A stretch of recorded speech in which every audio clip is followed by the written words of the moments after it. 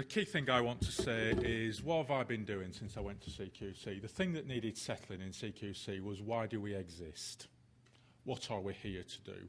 This issue about our purpose has been contested for, well, years, more in health than in social care, if I'm being brutally honest.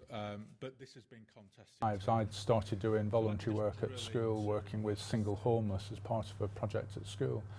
And I began to think about equality and social justice and fairness in society, and that led me to wanting to have a career in social work. I think until that time I thought it'd be something like a quantity surveyor, so I took a very different path by going to Bradford, and as I say, it was the leading course in social work education at the time, offering a degree plus the social work qualification. I think there was only one other place, Plymouth, that offered this, and it was leading edge. But we also combined it with practice placements. The whole purpose of the course was to combine an academic degree with the social work qualification.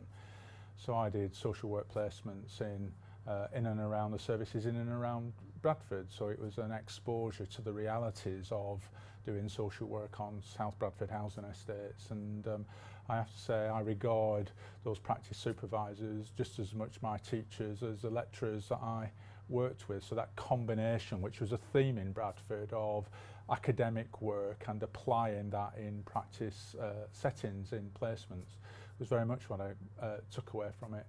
And I was an 18-year-old away from home for the first time, and that sense of freedom, that sense of liberation, that sense of making a change from what I'd been used to was very much part of the experience. So I played football for the university, I swam and played water polo for the university, and that brought me into contact socially with a range of people, and both the people from the course and people that I played football with are friends to this day. And going back to the 70s, it was a time of optimism, really. Yes, money was tight in the 70s, but it was a time of optimism about what social work could achieve. I think during the 80s and 90s it got much more difficult. But at the beginning of my career, social work did have a status. All those child protection reports during the 80s and 90s hadn't yet began to suggest that social work was a troubled profession, and so I remember those early days with huge affection and a huge sense of what the art of the possible was, not this is just too difficult. Thank you. I've got a real sense of the journey you've been on and the way that you've engaged and motivated and inspired people, and which I'd call the kind of pull. You pulled the organisation through in that way.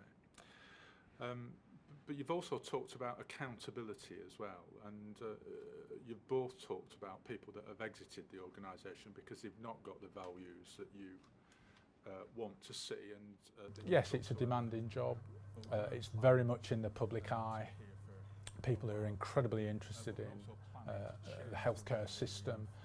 I think, as has been said previously, it's the closest as people in England have to a religion, and therefore it matters to people. So to be able to do a job which provides transparent assessment of the quality in health and social care is a hugely important job.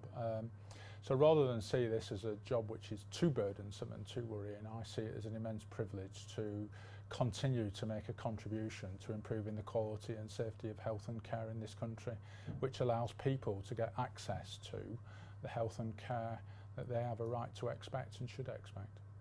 Bradford gave me an opportunity that has really opened up a career that I feel privileged to have undertaken and very honoured to have been able to do. I still pinch myself about how lucky I've been in terms of some of the jobs that I'm able to do. And if I was to trace back my ability to do the jobs, it goes back to my time in Bradford and the learning that I did.